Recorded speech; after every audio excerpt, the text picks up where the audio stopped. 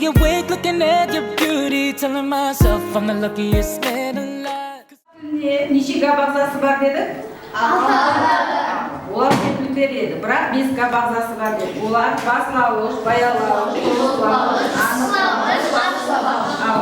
енді соның баслауышына тоқтайық. Баслауышқа бағзасы қандай сұрауға жауап беретін еді? Кімне?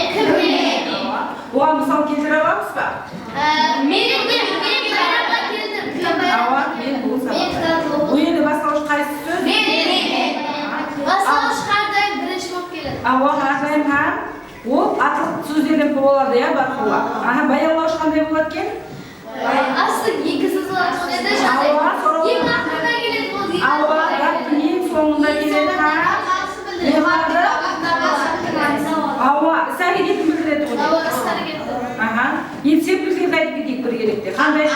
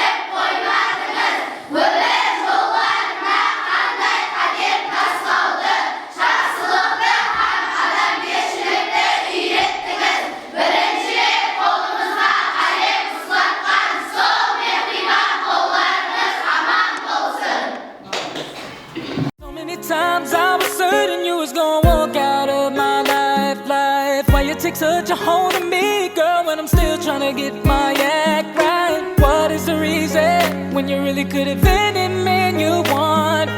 I don't see what I have to offer.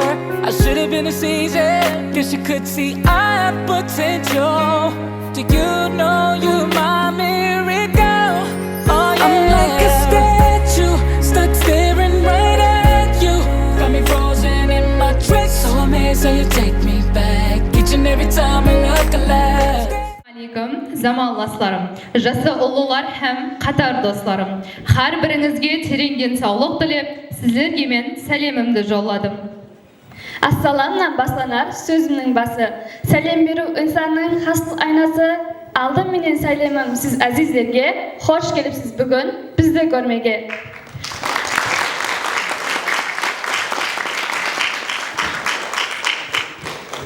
Бүгінгі 4-ші В класс оқушыларының өмірінде такрарланбас байрамларының бірі болған бастауыш пенен хошласу байрам кешесіне хош келіпсіз. Енді ортамызға 4-ші В класс басшысы Мамбетова Айтида ханым 29 оқушысымен бірге сахнамызға күтеміз.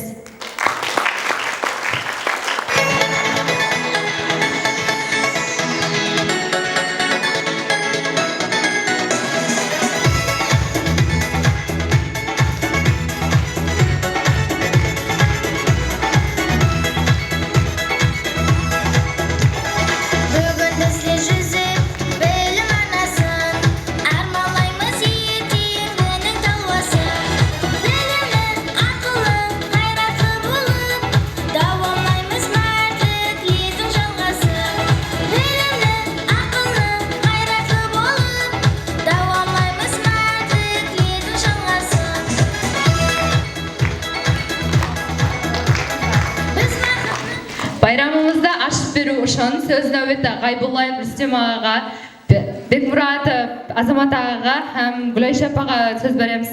Ассалаумағалейкум, ата-аналар, ұстаздар. Міне бүгін мектебімізде бір үлкен бір қуанышты күндердің бірі, кеше 3 күннен бері давам етіп жатыр. Бүгін 4-ші В кластың бір бастауыш класты бүткізген кешесі болып жатырған екен. осы балаларымызға ертеңгі 5-11 класстарында оқуларында табыстар тілеймін. Лайым hamma vaqt ата-аналардың алдында аман болсын.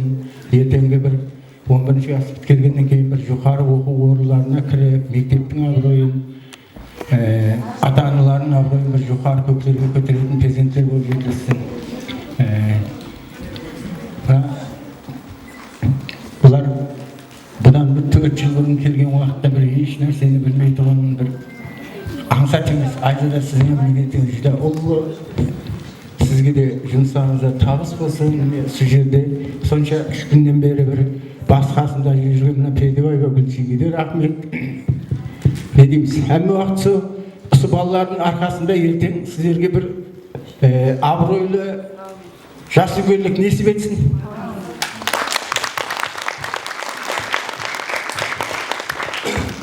Ассалаумағалейкум ұстаздар, ассалаумағалейкум ата-аналар, оқушылар. Бүгінгі байраммен сіздерді үшін жүрек құттықтаймын. Айдатаба сол балаларыңыз сол 1-ші кластан 4-ші класқа алып келу аңсат емес, машағатлы жұмыстарыңызға табыстар тілеймін. Осы оқушыларымызға келешекте сіздердің сенімізді ақылайтын бір жақсы ұл-қыздар болып жеткізе берсін. Елімізді басқаратын сол басшылар шыға берсін арасынан. Егілдейміз. Сол жердегі басылаушының барлық мұғалімдеріне сол жұмыстарыңызға табыстар тілеп қыламын. Yaxshimiki, assalomu alaykum ustozlar, ata-onalar, bitiruvchi o'quvchilarim. Nega bugun boshlanish bilan qo'shilasiz kechasini o'tkazib atgan ekansiz. Shu bayramingiz qutlug' bo'lsin. Nega осы дәрежеге жеткен ұстазы Айзадаға рахмет. Кеше ғана бақша баласы, бүгін кеше оқушы болып, мектепке қадам қойған оқушыларға қанша тәрбие беріп, оқуменен тәрбие беріп, не деген машақатлы жұмысларында басынан өткерді. Мысал үшін бір жерге қонақ барғанда үрпейіп тұрасаң, мектепке қадам басқан оқушының, 29 оқушының 29 түрлі мінезі бар. Солардың бәріне психолог болып, негізінде мұғалім, ұстаз, психолог болып жаңа қызмет істеген. Осылардың камалын ата-аналар менен бірге ұстаздар да қуанып, мінекей 5-ші классқа қадам қойып жатыр. Қадамдары оң болсын, мәртебелері биік болсын. Барқұлла кімнің оқушысы, Айзаданың оқушысы дегендей бір мақтаулы оқушылар болып жүре берсін.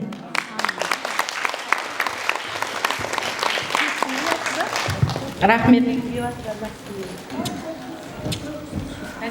Жолында сол таулардан әлбеттемен асаман. Ассаламу алейкум, бүгінгі байрам кешеміздің азиз һәм құрметті меймандары.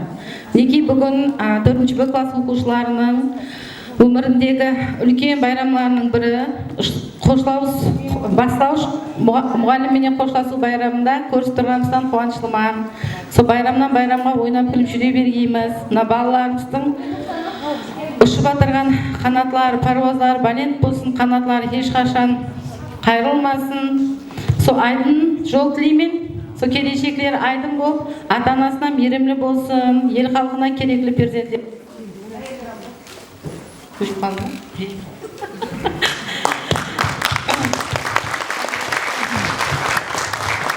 Міне бүгін ажайып күн, жақты нұр шашқан, кеуірлер қуаныштан толқып тасқан.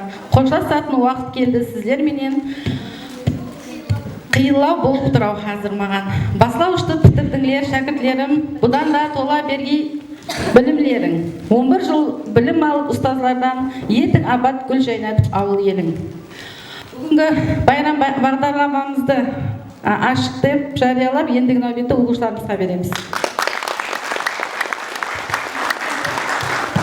Ассаламу алейкум, азиз меймандар, әдеулі ата-аналар, құрметті ұстаздар. Бәһәрдің пайызы бір күнінде сіздермен қуанышты күнімізде дидарласып тұрғаныңыздан бақтиярмыз.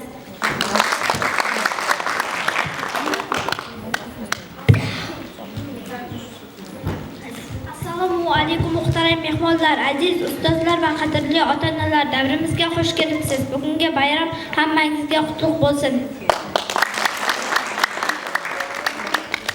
Здравствуйте, дорогие гости и наставники! Добро пожаловать на нашу школу! Пусть праздник принесет счастье и удачи! Поздравляю вас со сегодняшним праздником! Желаю вам крепкого здоровья и благополучия, успехов в жизни и семейных счастья! Dear respected teachers, fellow parents and the dear guests. Fellow parents and the dear guests. Today is a very special and unforgettable day in our lives, our last bell ceremony.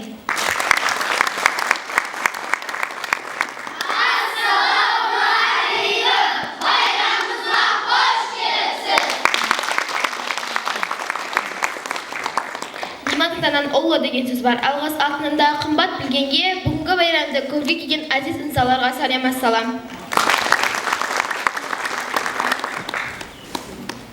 Көтекен қожанып, ата жолымыз біткеру кешемізде бірге болыңыз. Әр біріңіз сау саламат жүріңіз. 4-ші Б класынан сәлем ассалам.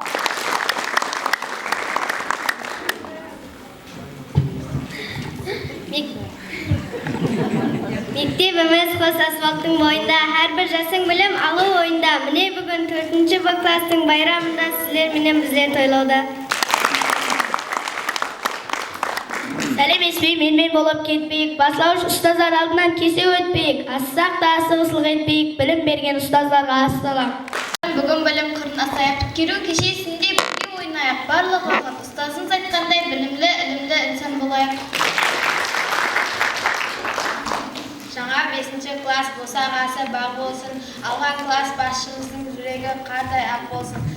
Әр біріміз сөзіміз тасуаса нақ болсын, ілімлі білімді 4-ші Б класс болсын. Балаларымде алтын үйе ана мектебімізге дәстеп қадем қойғанымызға да 4 жыл болыпты. Кеше ғана сумкамызды зорға көтеріп, мектеп босағасын атлаған едік. Ауа 4 жыл басылағыш тайым дамды дикарға білімге ие болдық. Әдеп грамматикадан нар алдық. Ой өрімсіз кеңейіп, өз түсініктерімізге ие болдық деп айта аламын. Енді міне сауатымыз ашылып, білім дикары болған бастауыш класспен қосыласып, жоғары класс қатарына қосылайын деп тұрмыз. Ауа міне көзі ашы жұмғанша өткен 4 жыл ішінде әдулі ұстаз анамыз білімлі, тәрбиялы, үлгілі оқушы етіп шығарды. Соның ұшында біз ана отанымыздан, ана мектебімізден, анамыздай болып қалған ұстазымыздан, мехрибан ата-аналарымыздан міндеттармыз.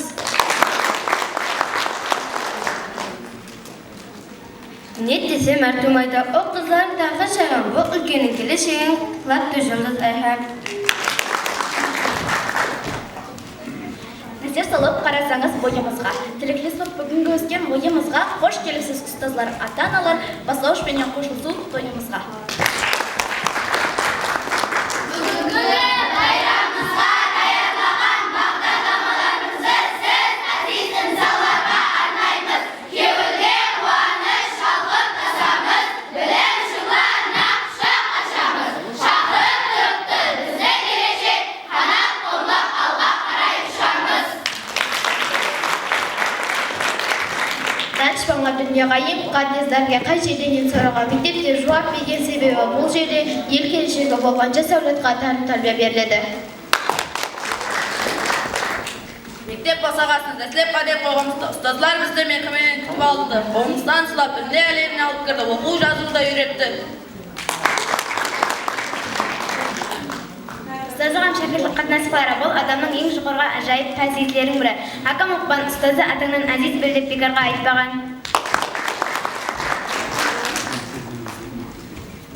Сізге қолымызға қалем ұстатып, сауат аштырған үшін бірінші ұстазым Айзада Мамбетова мұғалімге шын көңілді minnettarмыз. Әділі ұстаздар, сіздердің үмітіңізді ақлауға, артыңызға дақ сүрмеуге сөз береміз. Ұстаз Данышпан Саңғысылып пайғамбар, ұсыфаттен кәсіп қане қайда бар? Беймінет оқытып, ilm оқызың, бейғарай жүтіндеп жүрген ұстаздар. Қуыс сүкеуінен талай қабартар, ғайратыңды шашып тәндегі, бетін азым торлап, шашына қартар, бағын жекен біткен дәлдері. келетін алмаңы жасымыз. Ағарды деп қапаланбай шашымыз, бұның бәрі ұлылықтың нышаны, алдыңда иілі біздің басымыз. Bu didarımda hartanda yaşırın şalda anamızamızın toplarında kanat koysukan jırsızdadır. Қиналмаңыз, әжімледіп жүзіңіз, ойланбаңыз, кіреуледіп көзіңіз. Мұқсан шәкіртлерін сұлу шырайын, нұрлап тұрған көз боламыз өзіміз. Жүрілмен дұларға ысталдыңыз, ең қиын кәсіпті талап алдыңыз, білім олана қандырып бізді үміт шығандаман кем. Әліппесін соңға бізге, біздердің ниеттарымыз бұдама сізге, жайнап жұлдыздай жүрегіңізге, мәңгі ядыңызда барсыз ұстаздар.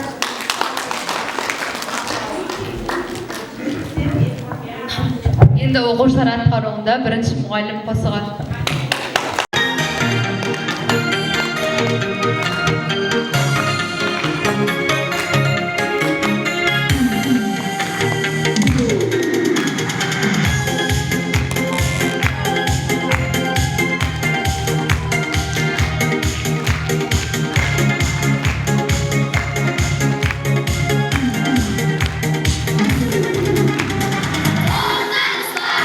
Sözü bir etki,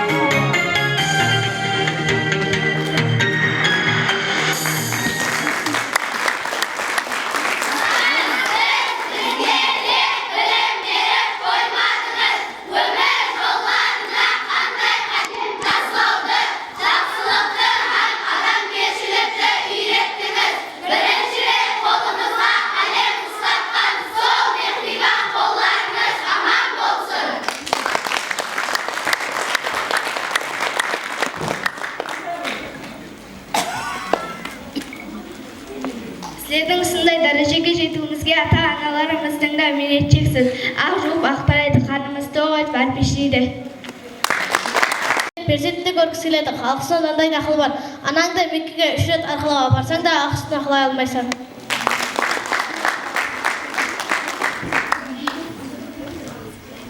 Ала дұрыс айтасаң, біз келешекте ақылы мехрибан бала болып, халыққа қызмет ететұғын бала болып шықсақ, ата-аналарымыздың арзу ұрланғаны емес пе?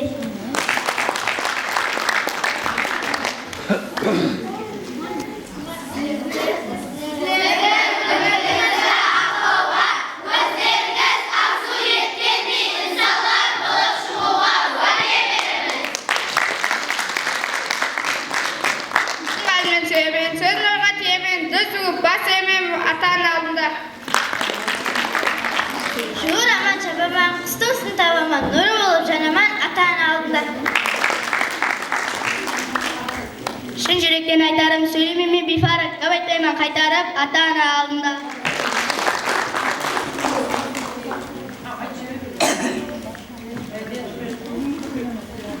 Байрам Пердебаевтың ата-ана қосығы.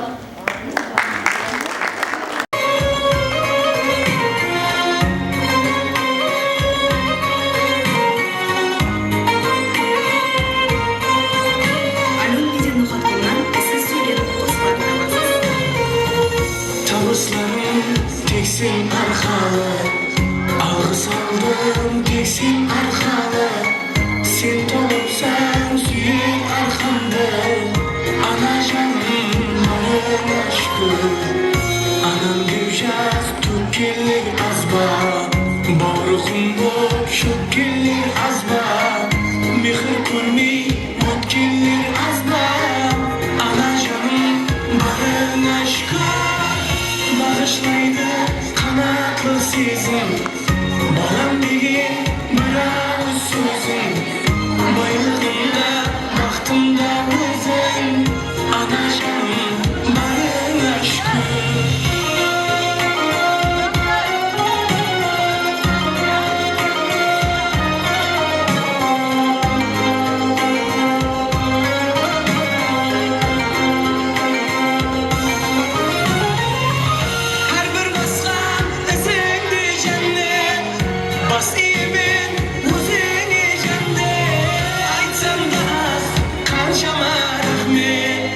Ana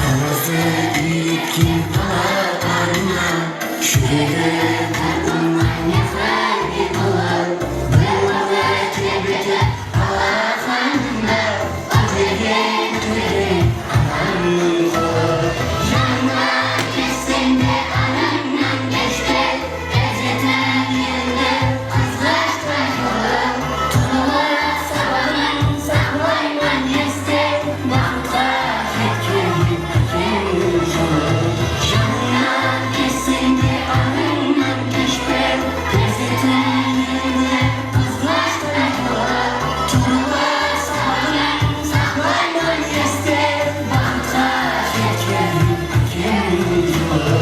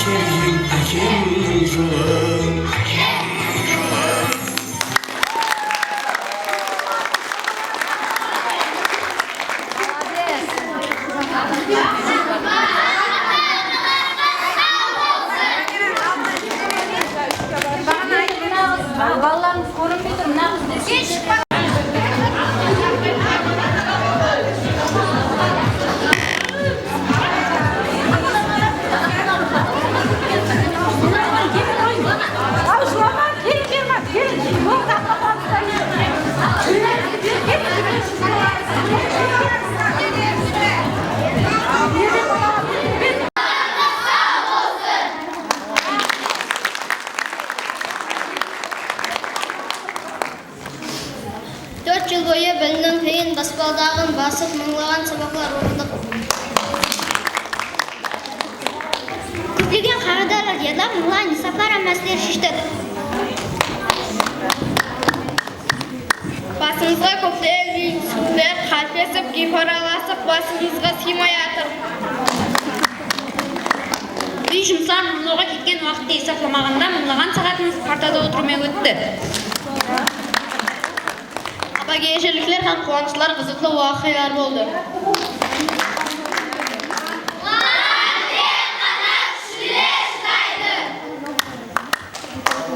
Жаңа ата-бабаларымыз білегі күшлі бірді жығар, білімі күшлі мыңды жығар деп білімнің күшлі екенлігін айтып өткен.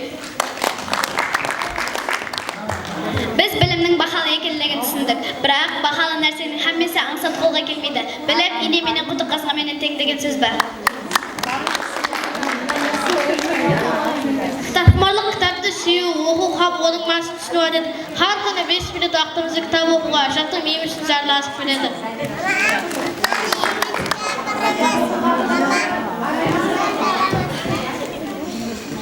Кітап оқу қағидалары: бірінші, кітапты дұрыс сайлап білу керек.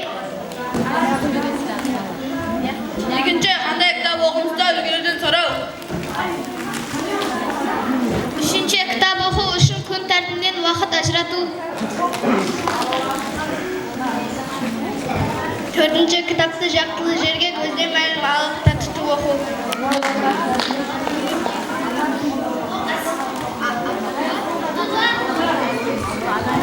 Кітаптың бетін Mıhlemi kılıpli sıvayısla. 6-cı kitapты kitap tekşirinde saxlау. 7-ci oxa kitaplarınız haqqında жақынlarınızға һәм достарыңызға сөйлеп беру. Өмірдәрі тұрған ағы білім, байлық білім, бақыт ядымызда барлық уақыт олулардың насихаты. Yadımda məktəbdə kelgan ilk günüm hayajon, yoshlarim aqqanda qator günlar eshiging ochmoqlik uchun hali qo'llarimda yo'q edi mador. Shirin tabassum mehrda cheksiz bir inson yo'limga chiqqandi peshvoz. Bugun chunayakni aytyapman xis, o'sha siringiz tanadim suydim. Kelешегім жарқын мұдан, қағар мантық аты мұдан, бізді алға талпындырған ұлылардың нәсихаты. Білімсізлік бір апатқа жолғар, бірлілік жасқа райтолғар, төр есінің қарғын білмес ілімсіз, қайна тесе төрді болар білімсіз. Қая тауда алтын мейрет хам бар, хақ жауын бар, нәсіл дізім тағы бар, газдан ғана үстіртім бар, кең дала адам ата енші берген жерім бар. Қазір қажерлігі сапар 80-ді мен саған асығаман, сен маған отан, себебі сен мен айсыз болсағам, сен маған бесіксен қарап бақсан.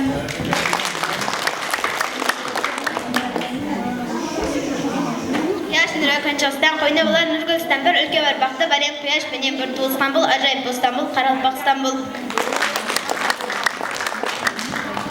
Құрметлі достарым, біз қазір оқып үйренетін жастамыз. Ұлы шайыр Әлшердің ойы айтып кеткеніндей, өмірді зая өткізбе. Минет қыл, ниет бақыттың кітідір деп бекарға айтпаған. Қазірден-ақ өзіміз қызыққан кәсіпті таңлап, сол кәсіпті елу үшін ұмытуымыз керек. Балалар, келешекте кім болуды қалаймыз, сол хақында ата-аналарымызға айтып берейік.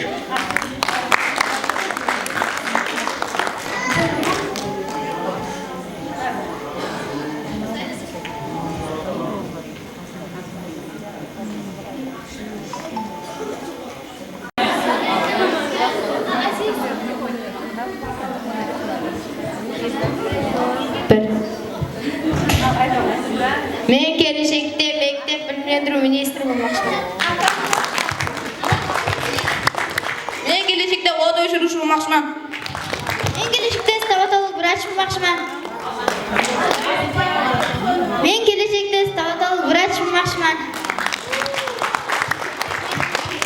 Келешекте футболшы болмақшымын.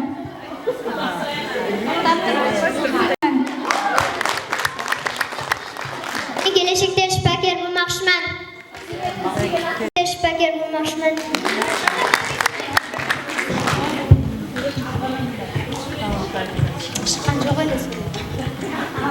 Мен келешекте мұғалім болмақшымын.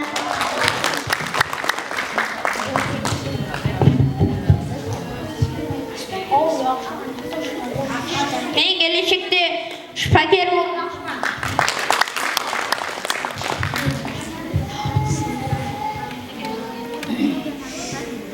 Мен келешекте шпакер болмақшымын. Сурет 6 сағаттан жатыр.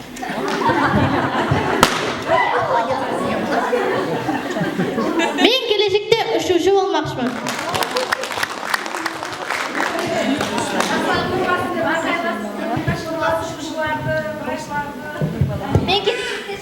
Мен келешекте шпакер болмақшымын.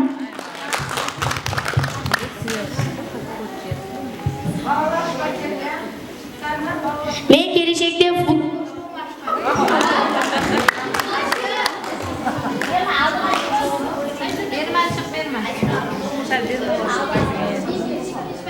Мен келешекте шпакер.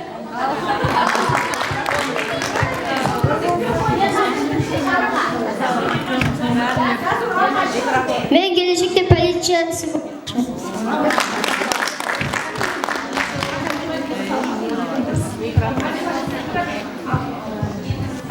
Мен келешекте шпакер болмақшымын.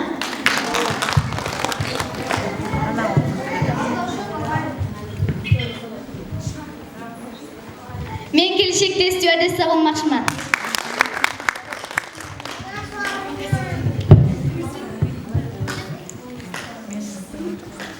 Мен келешекте бизнесмен болмақшымын.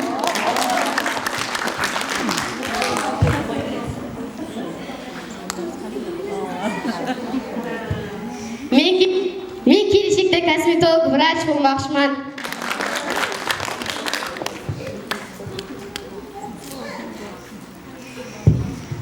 Мен келешекте құқық қорғау министр болмақшымын.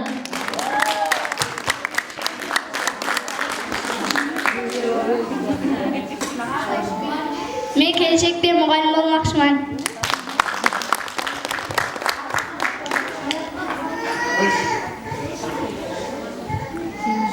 Мен келешекте шпакер болмақшымын.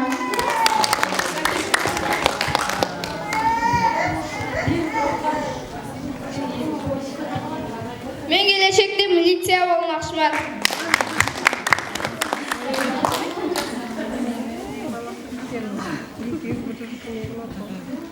Мен келешекте шпакер болмақшымын.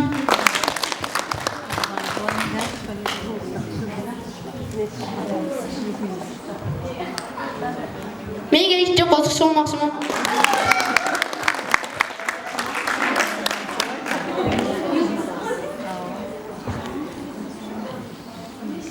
Мен келешекте спортшы болмақшымын.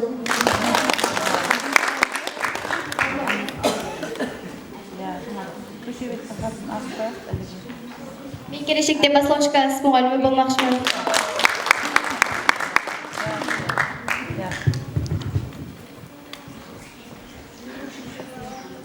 Мен келешекте от өшіруші болмақшымын.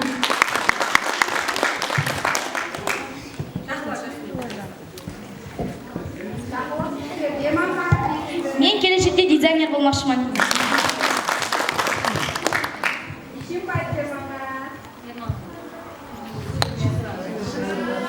Мен келешекте от өшіруші болмақшымын.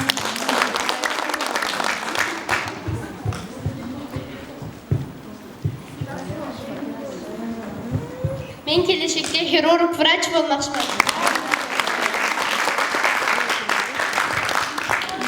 Оқушыларымның қайсы кәсіп таңдағанын көріп алдыңыз, иә? Мен оқушылардың ішінде білімдендіру министрі, одан мұғалімдер, шпакерлер, тісім ауырса стоматологқа барамын, көйлек тіктіретін болсам дизайнерім бар. Енді врачларға ісім түспеген, соны да бәрі қуанамыз, врачлар бар екенінен. Косметологлар бар екен, хирурглар бар, өрт өшірушілер. Құдайым сол келешекте сол кәсіплердің иесі болып жүргеніңізді көру несіп еткей, сол кәсіптен нан жегейсіз, Құдайым. Енді байрамымызға мейманымыз келді. Приема Гүлжахан апағам, оқытқан өзбек тіл мұғалім Абдыремова Оразгүл мұғалімі. Келің, оқушыларға жақсы тілектеріңізді білдіріп. Құрметті ата-аналар, ұстазлар, һәм мектеп оқушылары, міне бүгін мектепке шекемгі мектеп білімдендіру бөліміне қарасты 2-ші салы мектепте қош бол ұстазым атлы байрам кешесі болып атыпты. Бұл кешеге қатысушыларды сол біріншіден сол өзімнің атынан, администрация атынан сол сіздерге сол бекем денсаулық тілеймін, жұмыстарыңызға табыстар тілеймін. Мынадай ұсындай ұл қыздарды тәрбиелауыңызға сол тілектестік білдіремін. Мінекей Құда қаласа міне балаларымыз осы жоғары оқу жоғары класстарға келіп жатырыпты. Қош келіпсіз, Құда қаласа ендігі жылы көрсеміз 5-ші классқа қадеп бастайды. Мінекей ұстазларына сол өзімнің атынан, администрация атынан айзада мінекей бекем денсаулық тілеймін. Жұмыстарында, машақатлы жұмыстарында сол табыстар тілеймін. Мінекей сондай оқушыларымызды бір жетік инсан қылып, тәрбиелап, білімлі, ілімлі қылып шығарып жатырсаң, өзіңе осаған бір шаққан қыз жігітлер болсын, Құда қаласа жоғары класс оқушы уақытында да сол класс басшыларына осындай қылып, сол өздерінің сол жетістіктерін көрсете берсін. Құрметті ата-аналар, сіздерге де сол оң болсын. Мінекей кешеден бері, сол 3 күннен бері мінекей класс басшыларымыз мінекей өздері байрам кешесін өткеріп атыпты, оқушыларын мінекей жоғары классқа өткеріп атыпты. Айман, Шақар, сол сіздерге де денсаулық тілеймін, машақатлы, мақтанышты кәсіптеріңізді сол жетсе берің, сол осындай ілімлі, білімлі қылып оқушыларымызды тәрбиелауда сол барқама сол орныңыз төрден болсын, ұстаздар. Сол рахмет мына ұстаздарымызға да, ата-аналарымызға да рахмет айтамын. Құда қаласа, міне оқушыларымыз Құда қаласа бір жоғары оқулар біткеріп, кімісі жаңағы Айзаданың айтқанындай әрқайсысы жоғары оқу орындарында әр кәсіптің маманы болып жетісуіне тілектестік білдіремін. Құда қаласа врач деймін, хирург деп жатырмын, мінекей инженер, бухгалтер, мұғалім. Ең несі біздердің мақтаншылық кәсібіміз бұл ұстаз. Әмес ұстаз болуына тілектестік білдіремін. Болады, рахмет ата-аналар. Рахмет. Енді Нұрани ұстаздар мұрат етіп қойған едік. Жаңа Гүлайш апаға сөз бердік, енді Маржанай апа өзіңіздің байрам құттықтауыңызды айтып жіберсеңіз, ораза келin. Ассалаумағалейкум. Құрметті мінекей 4-ші вагон класының ұстазы Айзада сіңліміз, мінекей оқушылары, әңгімеге жалғыз сәлем. Мінекей ата-аналарға не бүткеріп атырған екен, оң болсын, Айзада жұмысларында табыстар болсын, денсаулықтарың бекем болсын, рызқы несібелерің мол болсын, шаңырағыңда бақылы амал уақыты құлшылық болсын. Мына балаларымызға бақылы балалық тілеймін. Тым жақсылық көрсетіп жатыр, арзуларын айтып жатыр, арманларын айтып жатыр, келешекте оқытсын барлығы. Халықтың қызметінде болып, Құдайым елге белгілі, атақлы, абырайлы бір мысалдар болып жетілсін, сенің атағын шығарғандай, екінші мектептің атағын шығарғандай болсын. Мінекей мына тым жақсы көркем жерде беріп жатырмыз, мәдениет үйі дейді Қалқабаттың.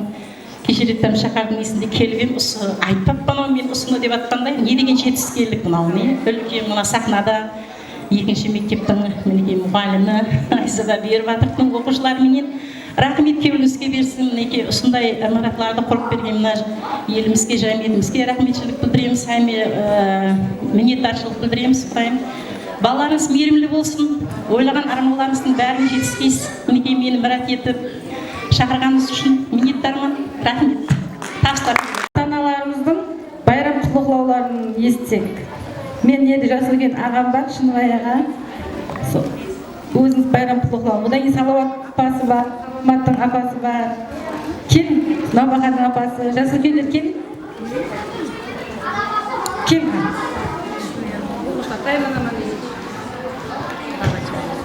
Ассалаумағалейкум. Сол жиында қатысып жатқан қалай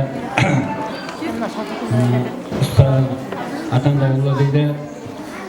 Сол әмеміз үрмет етеміз ұстаздарымызды, әмеден ұстаз бағалап.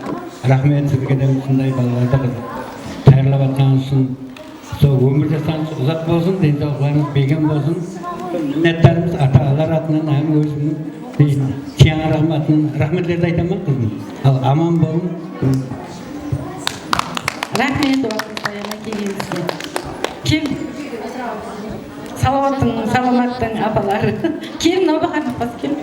Ұстаздар, ата-аналар, ұлдарымыз, қыздарымыз бүгін бастауыш класты біткеріп, жоғары класына қадам атлап жатыр.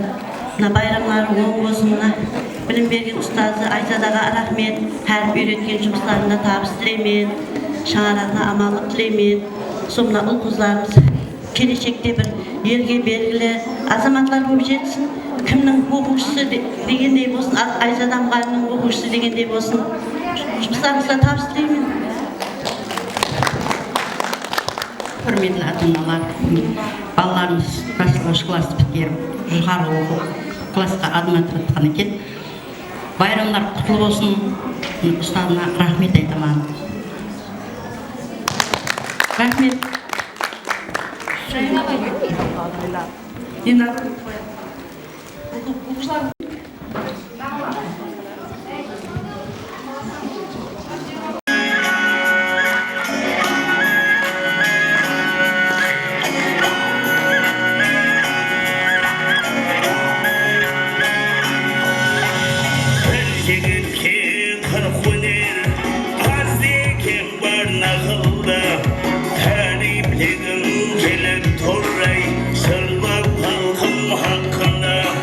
Şalga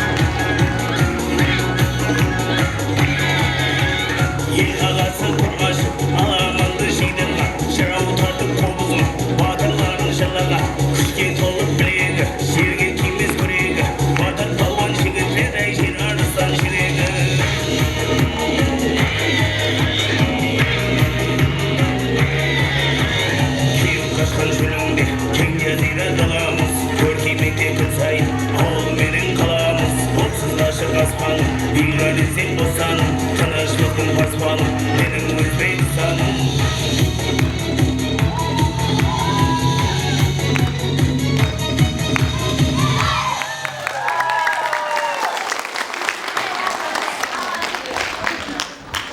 Oyun kızlarımız karunda Karalbakşa. Bir kıyaşlı ata yurtun tausılmagan tarifim var. Bir kıyaşlı ata yurtun tausılmagan tarifim var. Toprağın senin altın güllendirip öter yıllar. Toprağın senin altın güllendirip öter yıllar.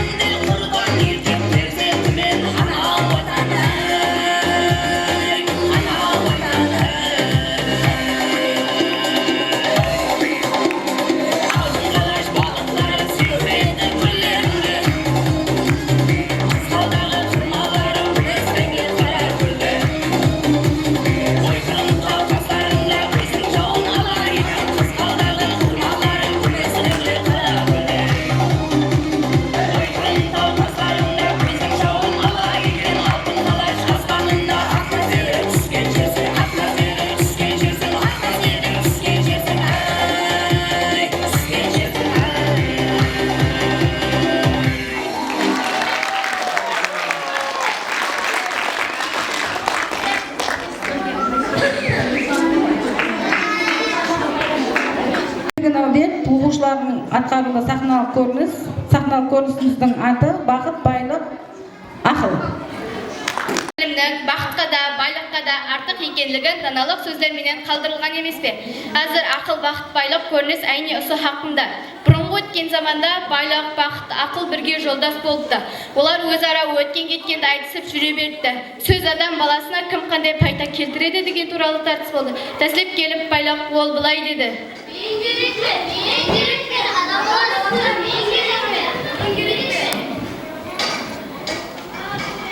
Мен байлықпан, мен кімнің басына түссем, сол адамның төрттілігі сай ішіп жеуге ие бола алады.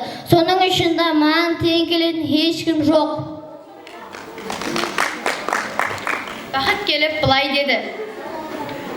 Мен бақыттан кімнің басына қойсам, соның абырой атағын даңқын аспан көтеремін. Ақ дегенім алғыс, қара дегенім қарғыс болады.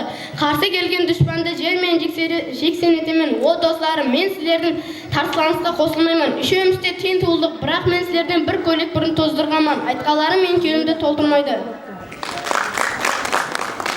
Ақыл келіп былай деді.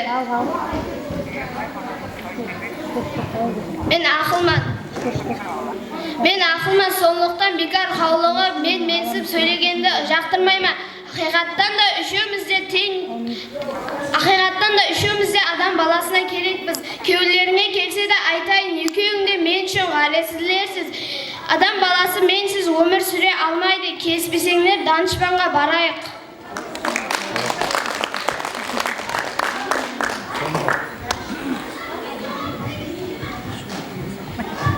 Үшеуі де тыңлап алған данышпан, үшеуі де данышпан.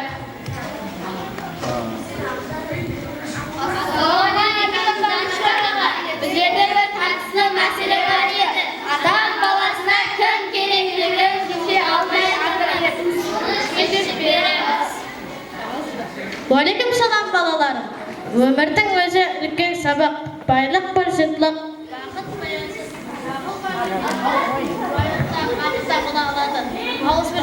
тіршілікте бола алады. Ақыл менен һәмме нәрсені кеуілдегідей орындауға бүткеруге болады. Ақылдың минет деген ең жақын жолдасы бар. Соның ұшында ақылы болып минет ете алған адам баласын байлыққа да бақытқа да қолы жете алады. Мазмұнлы жасап армансыз өмір сүре алады деген екен.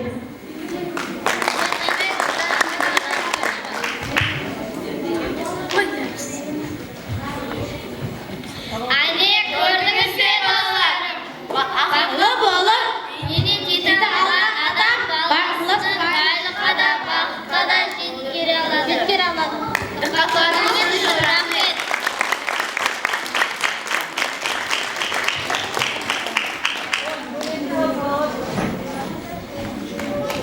Қызлар атқаруында рус аяқ ойыны экзамен.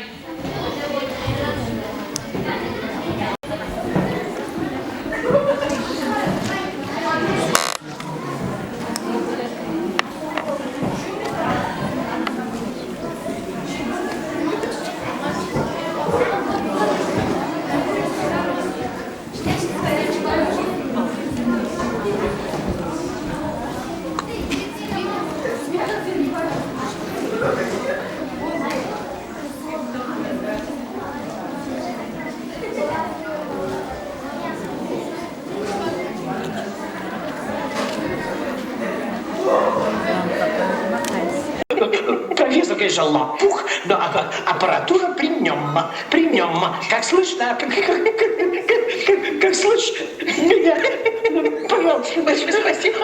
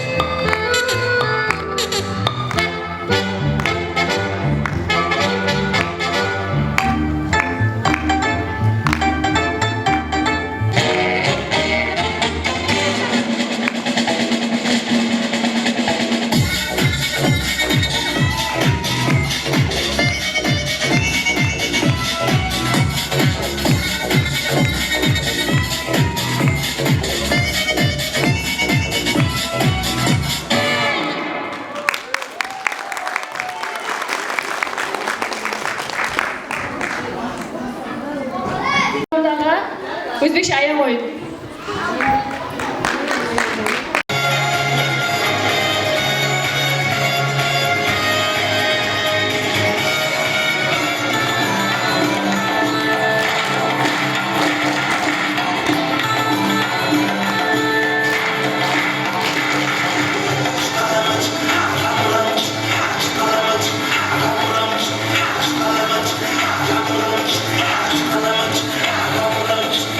Молодежь,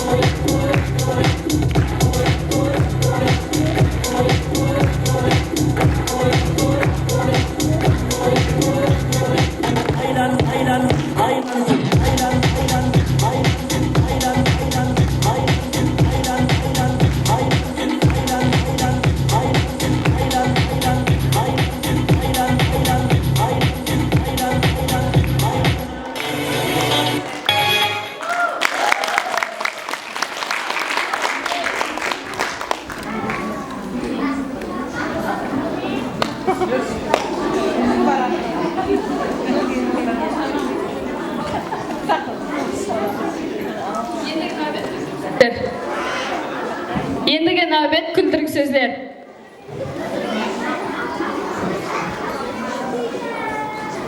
Мама кеше шығарып берген есабымның бәрі қате екен ғой. Не дейсең, мүмкін емес. Ашуланбақ қой. Бәрше ата-ананың баласы сол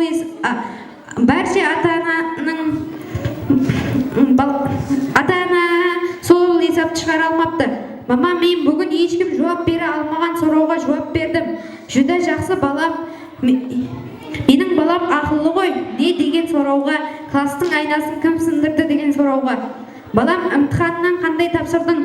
Жақсы тапсырған шығарман, себебі мұғалім жазды, қайттан келесең деді ғой. Бар бол балам, маған ұқсаған екенсең. Мама, біздің класс оқушылары жаңалық ойлап тапты. Қандай жаңалық? Ең жақсы сөздер К әріпінен басталар екен. Мысалы, кәмпит, кола, киндер сюрприз, каникул. Ал жаман сөздер болса Ү әріпінен басталар екен. Үй жұмысы, үндемеу, үш. Балам, саған пәлен соңға пиано алып бердім. Неге шалмайсаң дейсең, айына 100 мыңнан беремен, шаласаң ба? Я, қоңсымыз, егер шалмасаң, айына 200 мыңнан беріп тұраман деді. Мұғалім оқушыдан: Бердібековна, саған сұрау. Біз электр қуатын қайдан аламыз? Африкадан. Оны кім айтты? Ана бір рет свет өшіп қалғанда, мамам: ай маймылдар, мына светті тағы өшірді о деді. Апа, бүгін мен мектеп директоры сенің ағайындерің бар ма? Мен бар ма деп сұрады. Мен жоқ дедім. Ондан соң не болды? Ай, Құдайға шүкір деді. Аяқ ойыны.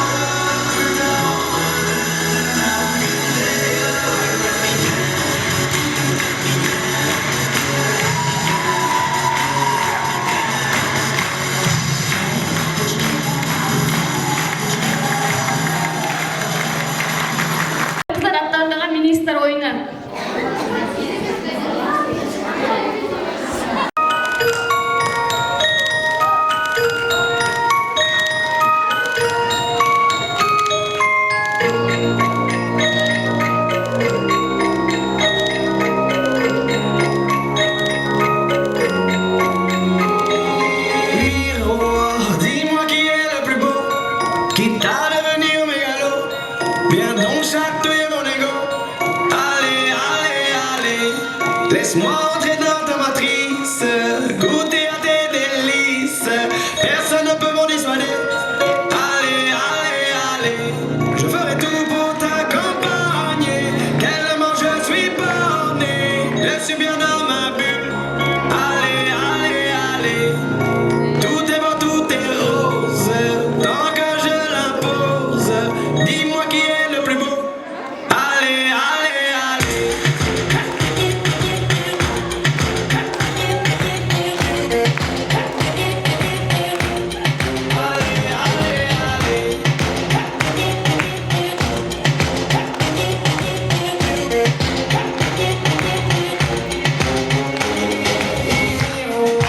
Quand on fait de ma tête, cette transformation malhonnête, ce n'est pas ce que j'ai demandé. Allez, allez, allez, le buzz n'était que factice. Je ne suis plus dans la matrice, plus personne pour en parler. Allez, allez, allez, je ferai tout pour récupérer ce que je suis en train de gâcher. Enfin sorti de ma bulle. Allez, allez, allez, tout est beau, tout est rose. Avant que mon ego s'impose, j'ai fini de te regarder. Allez, allez, allez.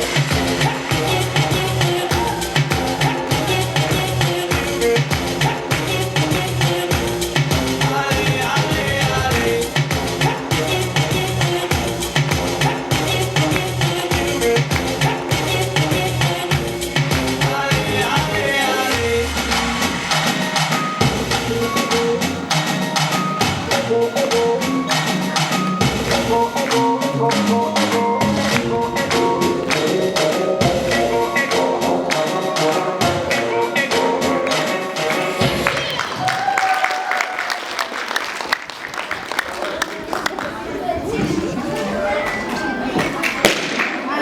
Ендігі нәубет балалар атқаруындағы қырғыз би ойын.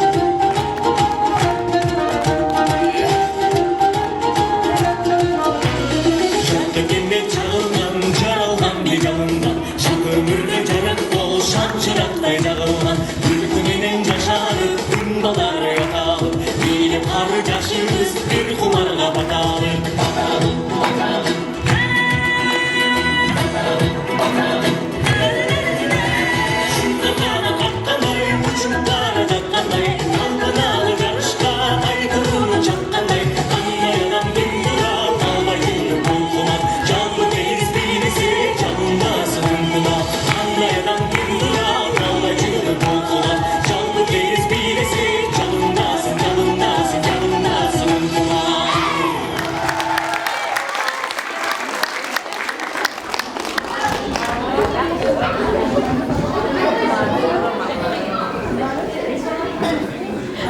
Gülşen muallim, Şahar muallim, Mırzahan muallimlerge söz növbeti beremiz. Riza bağalı. Бүгінгі 4-ші вагон класстың қош сүйікті бастауышын кешесіне қош келіпсіздер. Бүгін демнің арасында 4 жыл болыпты деп айтсылатырмыз. Міне де ата-аналарды көріп, бірақ сол 4 жылдың ішінде қанша машақатлар, қанша жақсы күндер, қанша папагершіліктер, кеулі күндеріміз, байрамлар, әртүрлі сәнелерді бірге Айзада менен бірге мына мектебіміздің мұғалімдер менен бірге ата-аналар сіздердің арқаңызда осындай балаларды үлкейтіп, Айзада бүгін талапаларын ұшырайын деп атырыпты. Айзада саған күш қуат тілеймін жұмысларында, шаршама, кейінге келейін деп атырған оқушыларыңда бұдан да шаққан болсын, балаларың көз тимесін, шаққан. Мен бұл балаларменен мақтан аламан, әрқашан сабағын тапсырып кеткен кезде мен өзім әзет қарайман бұл балаларға сабақты бірге өтіп, мына балалардан келешекте бағана кәсіплерін айтып атыпты. Сенемен, сол балалар осы кәсіптің иелері болуға талпынады, әрекет етеді. Ұдайым ауырларыңызды төрден қылсын. Машақатлы кәсібінде күш қуат тілеймін Айзада. Паруаз балет болсын балаларым. Қош келіпсіздер. Ассалаумағалейкум, ұстазлар, ата-аналар, оқушылар. Міне бүгін бір үлкен байрам десек болады. Міне бірінші ұстазы менен қошласып, перзенттеріңіз жоғары классқа қадам таслап жатыр. Әділі менен. Міне осы перзенттеріңіз ертеңгі күні 4-5 бағаларға оқып, сіздерге бір абырой бергендей перзенттер болсын.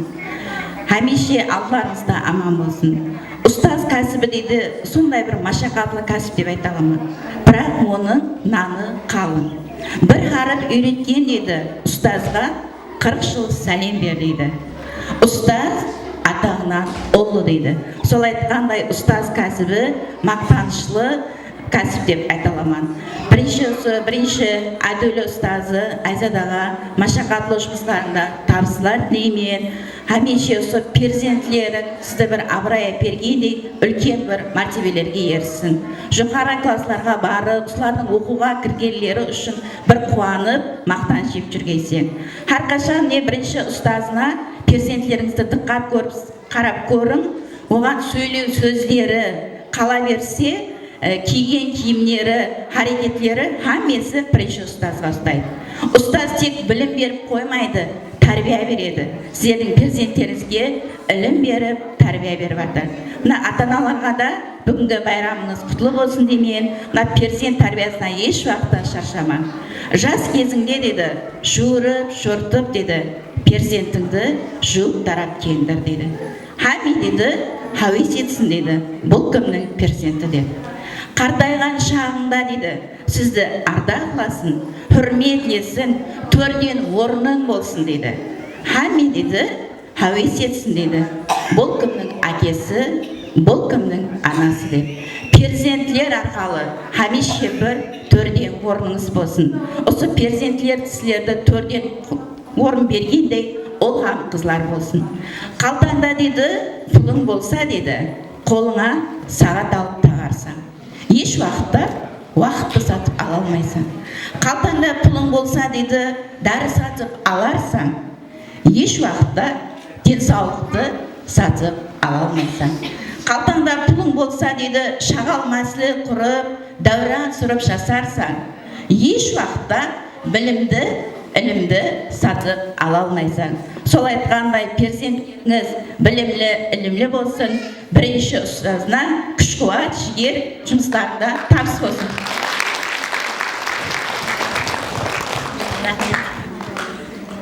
Ассаламу алейкум. hürmetli ata-analar, qadırlı ұстазлар, bayram қатынасушылары, мінекей бүгін мектебіміздің 4-ші Б класс оқушылары, өзінің 4 жыл давамында тәлім-тәрбие алған ұстазы Айзада менен, қала берсе бастауыш классы менен қошласып, мінекей Қалқабаттағы осындай бір үлкен мәдениет орайында белгілеп атырыпты. Байрам бәршіңізге құтлы болсын. Айзада ұшырып атырған қарлығашларының пәрвазы бәлент болсын, қанаттылары талмасын, әмеше келешекте кімнің оқушысы дегенде, Айзаданың оқытқан оқушысы дегендей, бір өзіңнің атыңды, абырайыңды бір көкілерге көтеретұғын, өзіңменен бірге басқа да ұстазлардың, мектебіміздің атын, абырайын, өздерінің бір жақсы фазилетлеріменен көкілерге көтеретұғын бір хақиқи ел перзенттері болып жетілсін. Келешекте алдына қандай мақсат қойған болса, жетісе бергей. Рахмет Айзада, неке көріп отырсыз, құрметті ата-аналар күніменен. Азғандай уақыттың ішінде неке сахнада көріп отырсыз. Бірақ осы 4 жыл давамындағы Айзаданың минеті. Құда қаласа, сол минетін ақылайды деп сенеміз, оқушыларына бәлен паруаз тілеймін. Ассалаумағалейкум, hürmetli ұстазлар, ата-аналар, һәм байрамның себепшілері болған 4-ші класс оқушылары. Айзада бүгінгі байрамыңыз оң болсын. Сол оқушыларға білім сырларының жолдарын ашып беруде шаршамаң дейміз. Байрам кеулі өтіп атырыпты, көріп қуанып атырмыз. Сондай жақсы аяқ ойынларын көрдік, жақсы атқарып шықты. Әсіресе жаңа мен кім болсам екен деген темада көріністерін көрдік. Дұрыс, әрбір інсан бұл дүнияға келгеннен кейін бір таңлауы керек. Сондай бірі врач, мұғалім, тігуші боламан деп атыпты. Дұрыс, кәсіптің жақсы жаманы жоқ, бірақ сол кәсіптің маманы болып жетілсін. Қайсы мектепте оқыған десе, екінші мектептің абырайын шығаратындай, кім әріп үйреткен десе, Айзада мұғалім дейтіндей, кімнің перзенті десе, пәленшенің перзенті дейтіндей, елге белгілі перзентлер болып жетілсін. Байрам және бір мәртебе оң болсын. Айзадан бұрын шығаман дей беремін. Кейін шықпай бермін. Сөзді айтып атыпты. Ассалаумағалейкум, hürmetli ұстазлар. Міне күніменгі міне ұстазларымыз, мектеп жамааты жақсы тілектер айтып атыр. Осы тілектерге қосыламан. Осындай білім беріп атырған ұстазларына, 2-ші мектеп жамаатіне, қала берсе мына 1-ші класс ұстазы Айзадаға minnatdorchiligimizni hammangizning atынан bildiremen. Ата-аналардың атынан, ұстазлардың атынан hammangizga осындай перзенттер тәрбиелеп атырған машақатлы жұмыстарыңызда, семьядағы жұмыстарыңызда табыстар тілеймін. Құдайым осы ұшырып атырған Айзада қарлығашың құтлы болсын. Ендігі алып атырған 1-ші классыңа осындай бір жақсы бір пәзілетлі, ақыллы, осындай қызлар перзенттер болып жетсін. Құрметті ұстазлар, ата-аналар, hammangizga бүгінгі кешеге келген ұстазларға, ата-аналарға рахмет. Hammangizдің артыңыздан тағы бір мәртебе құтты болсын.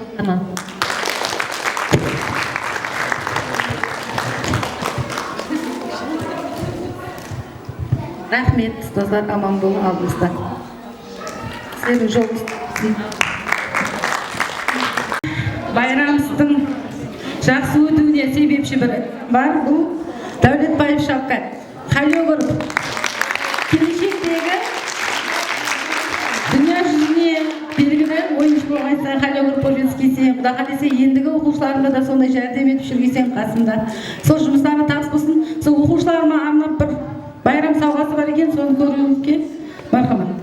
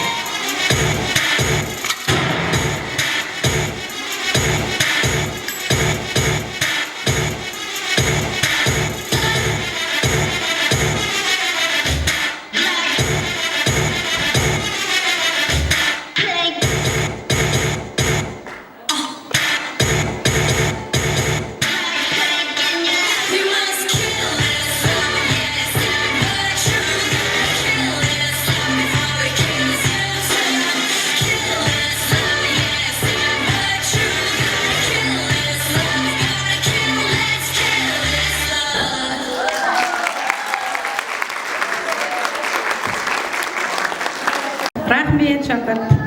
Ендігі аяқ ойын ұлыма оқушылардың әмес 29 оқушы қатынасуында байрамымыздың ең соңғы аяқ ойыны сапыланады. Соны көруге мархамат.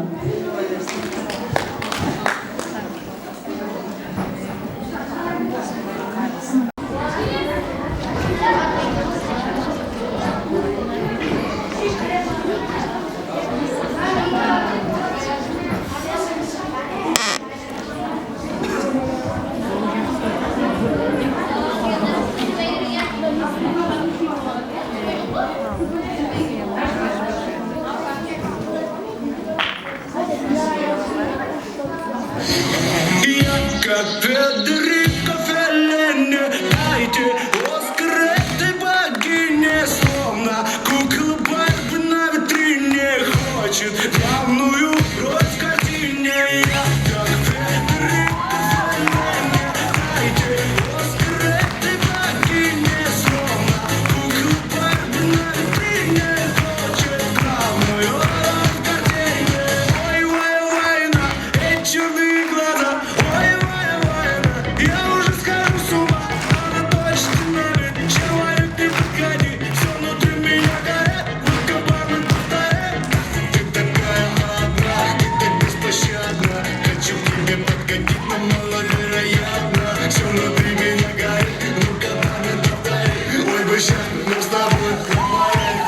Я как Федерико Феллини, дайте Оскар этой богине, словно кукла Барби на витрине хочет главную роль в картине. Я как Федерико Феллини, дайте Оскар этой богине, словно кукла Барби на витрине хочет главную роль в картине. Будь моей, и нам светят тысячи огней, и получим мы свой Оскар, улетим за 7 морей. Я как Федерико Феллини, дайте Оскар этой богине, словно кукла Барби на витрине хочет главную роль в картине. Я как Федерико Феллини, дайте Оскар этой богине, словно кукла Барби на витрине хочет главную роль в картине. Я как Федерико Феллини, дайте Оскар этой богине, словно кукла Барби на витрине хочет главную роль в картине.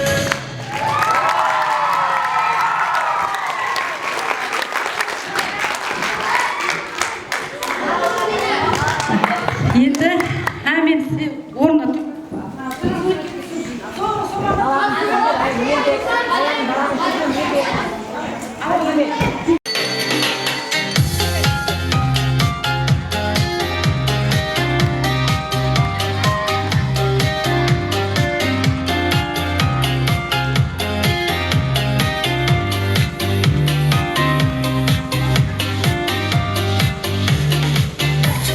Açtım iki bir sıkın.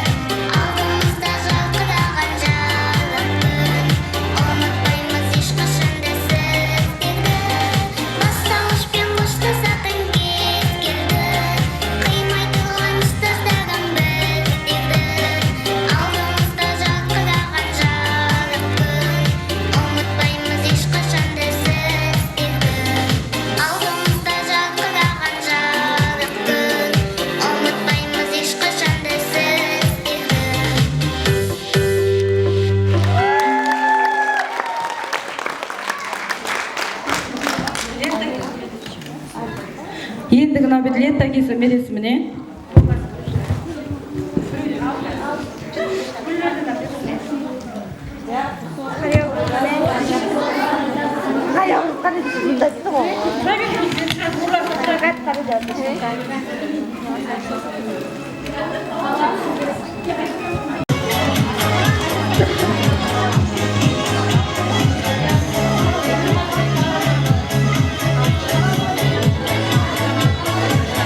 Мен өзімнің туған балам бар, үлкен, сол 2016 жылы туылған. Мамамен қоса айтып берейін деп қоймай еді.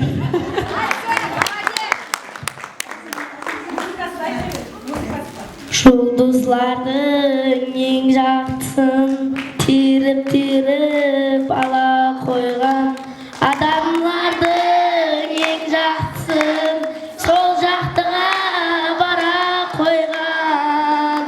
Асқар таудай адамлықты, адын судай адамлықты, ұлылықты, ергелікті көкірегіме қоя қойған. Сен туарсаң ақылды да, сұлуды да, батырды да, халық кен сенің атыңды да, кім қойса да дана қойған. Жақсы, рахмет. Енді лента кесу мересімі. Бұдан сіздерге лентаны кеспей тұрып, мен сіздерге бір тілектерімді айтайын, я? 4 жыл бірге болдық, я? 4 жылдың ішінде қуанышлар, бағана айтып атырпыз, қуанышлар, қапакершіліктер, қызықлы уақиялар, хаммесі басымыздан бақырдым, я, бір уақылар. Не қылдым, бірақ бақырған мен сеп тур жолға бастадым, жаман бол демедім. Сол менің берген тәлімімді, 4 жылдауымда берген білім тәрбиямды ақыл айтуындай перзентлер болың. Келешек жолларыңыз осы ақ лентадай аппақ жолларыңызға. Сіздерге ақ жол тілеймін.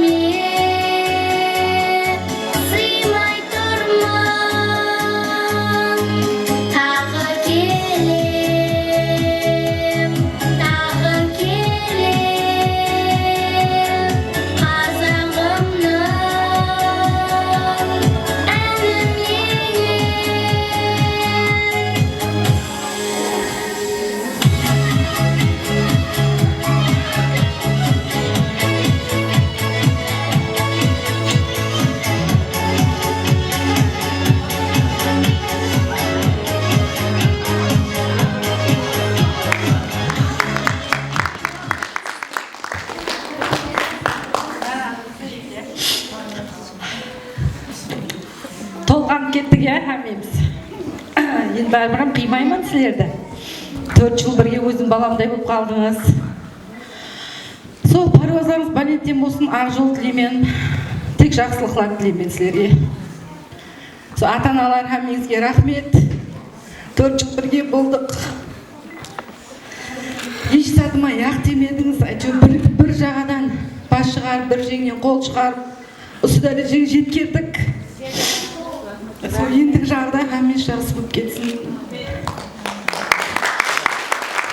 Енді мен ата-аналарға алғыстама даярлап қойып едім, енді соны беруге рұқсат етесіз.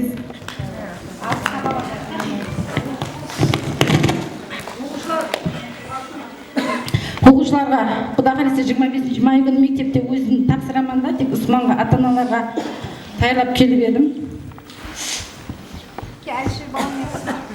Сейтімбетова Ұғылхан білімлі қыз ата-анасы номинациясымен сыйлықталады.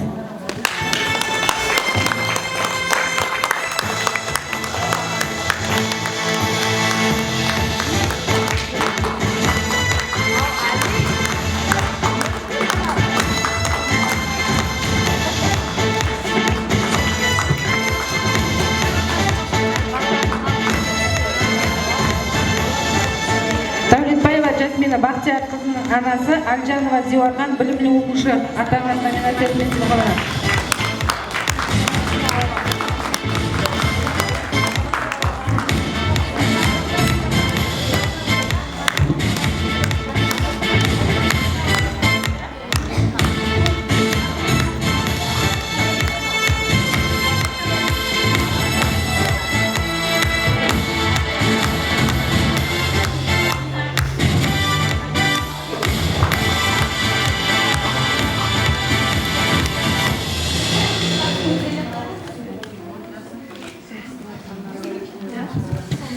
Жүзімбетова Альбия Рахатбай қызы, Құдайназарова Гүлнара білімлі қыз ата-анасы номинациясымен сыйлықталады.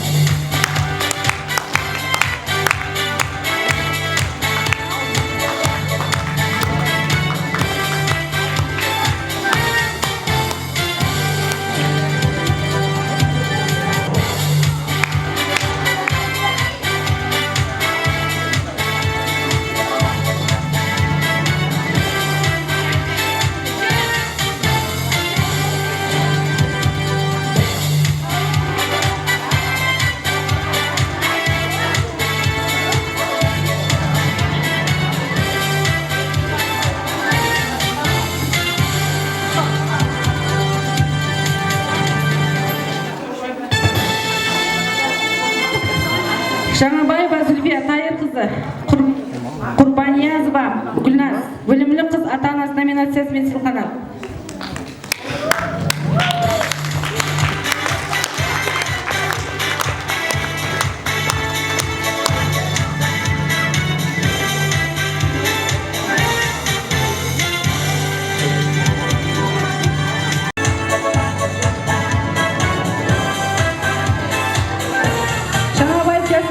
Ұлының анасы Қадырбергенова Анабат ең жауапкерлі ата-ана номинациясымен сыйлықталады.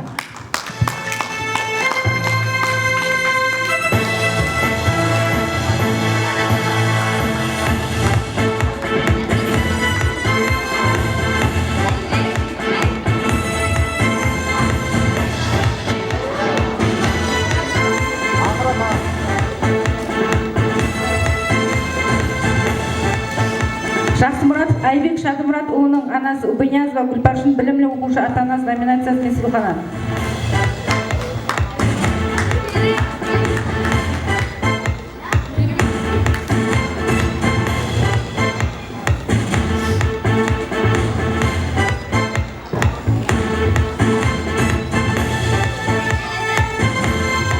Маратбаева Асимай Абат қызының анасы Сапарниязова Шолпан білімлі қыз ата-анасы номинациясымен сыйлықталады.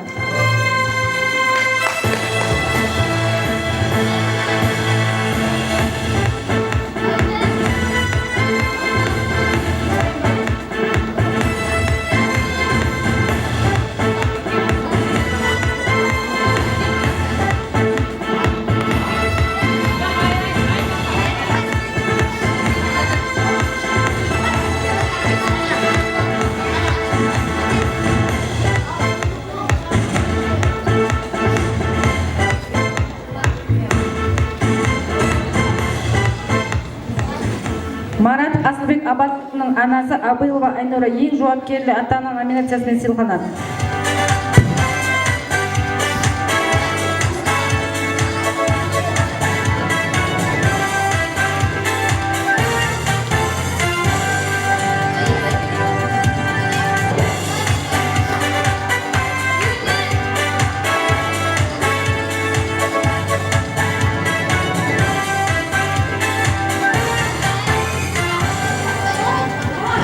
Салауат Руслан ұлының анасы Кадирова Мавлюда ең жауапкерлі ата-ана номинациясымен сыйланады.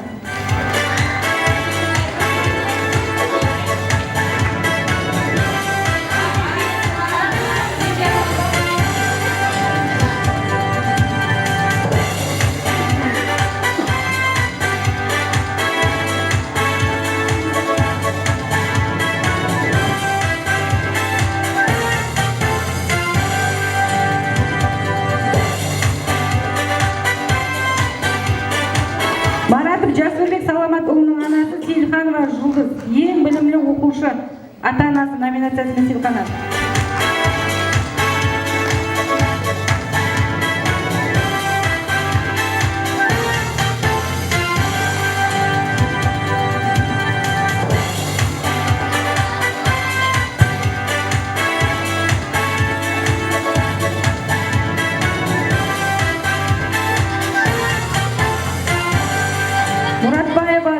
Сұлтан қызының анасы Каримбаева Мехрибан білімлі қыз ата-анасы номинациясымен сыйланады.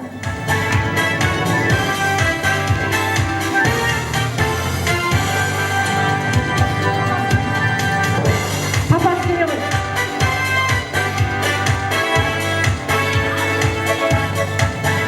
келемін бит болғанмен мамаға жазбек қой. Жиналыстарда, байрамlarda рахмет келгеніңізге.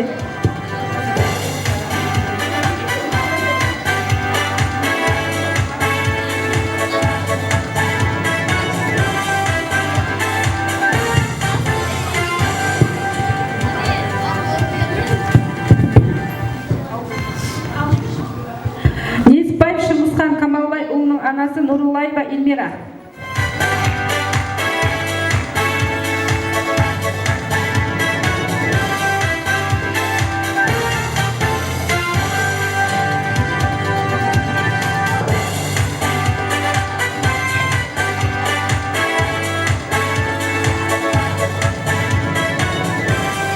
Кадырбаев Байрамбек Рустем ұлының анасы Куликеева Жазира жанкүйер ата-ана номинациясымен сыйланады.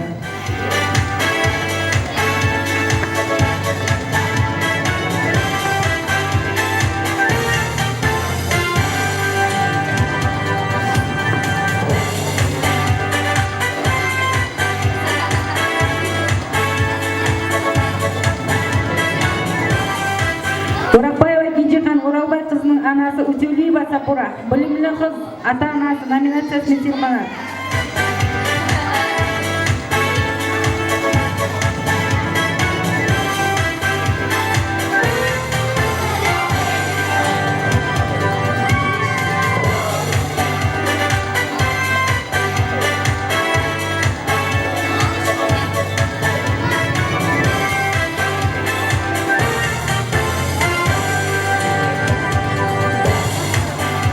Парахатова Айзада Камалбай қызының анасы Амалыкова Айнахан жанкүйер ата-ана номинациясымен сыйланады.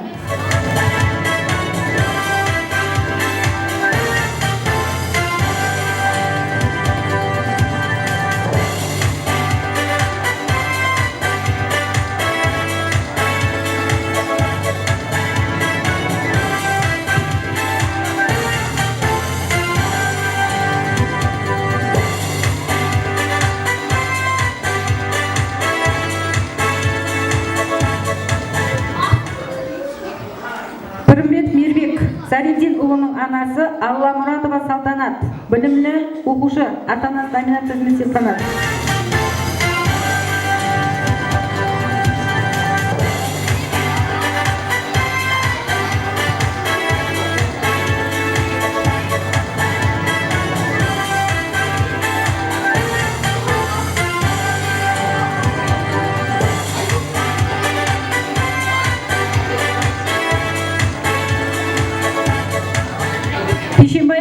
Байрамбай қызының анасы Бекімбетова Гүлайым жанкүйер ата-ана номинациясымен сыйланады.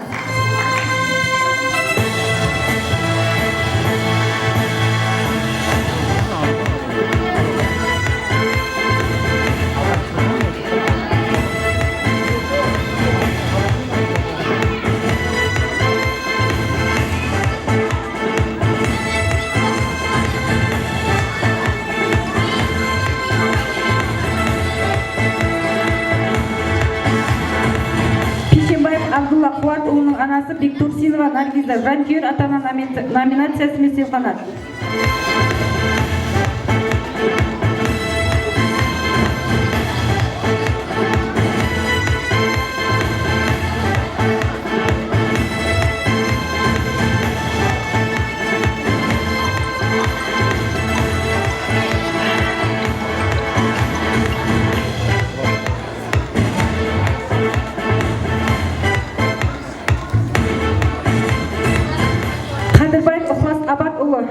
Ұлының анасы Сейітова Гүлбахар жанкүйер ата-ана номинациясымен сыйланады.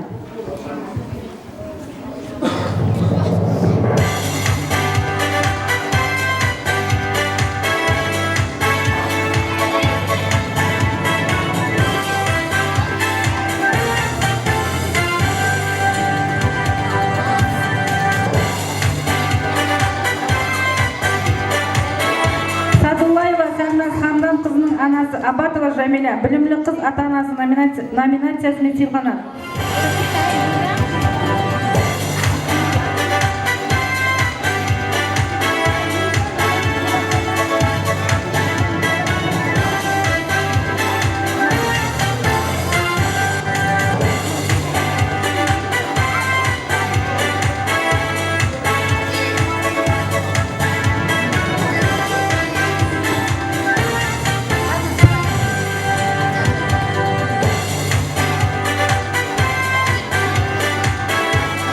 Сәрсенбаева Эльвираның анасы Бекниязова Клара білімлі оқушы ата-анасымен номинациясымен сыйланады.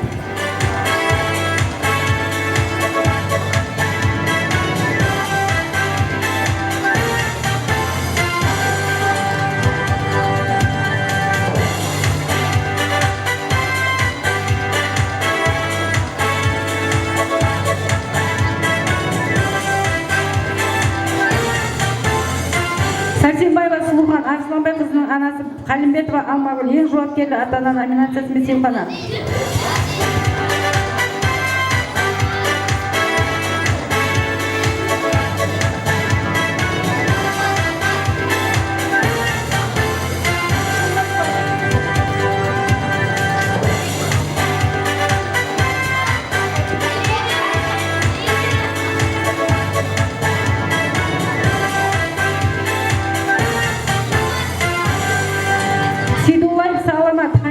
Ұлының анасы Жұмашева Ұлмекен жанкүйер ата-ана номинациясымен сыйланады.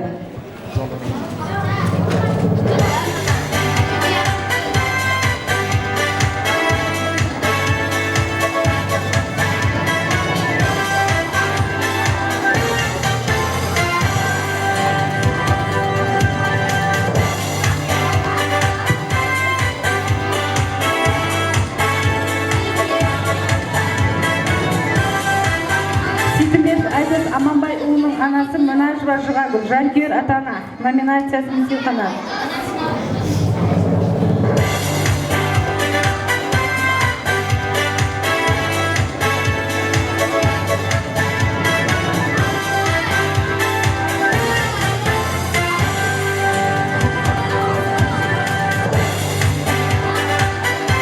Қызының анасы Қалжанова Мамура білімлі қыз ата-анасы номинациясымен сыйланады.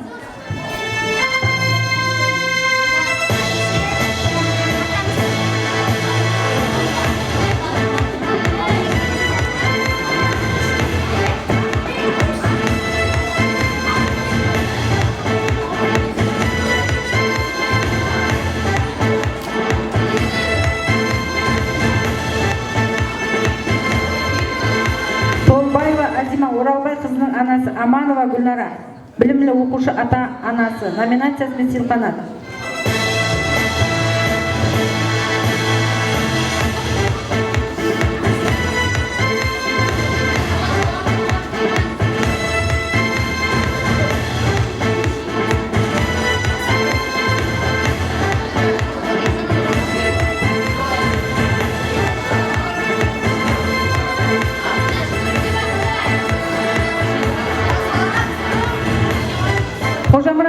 Асылгүл Бақытбайқызының анасы Мамбеткариева Замира ең жауапкерлі ата-ана номинациясымен сыйланады.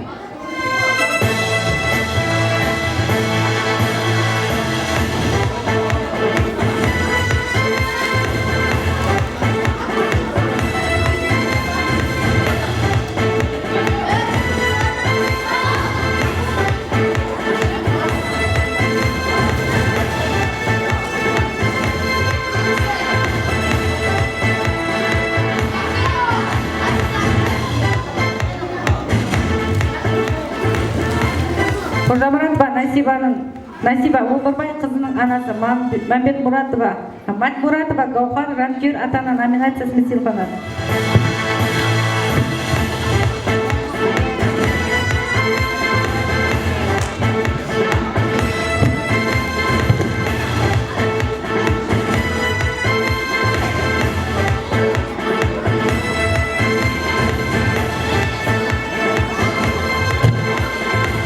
Мадетова Анора Мадет қызының анасы Сейлханова Анипа жанкүйер ата-ана номинациясымен сыйланады.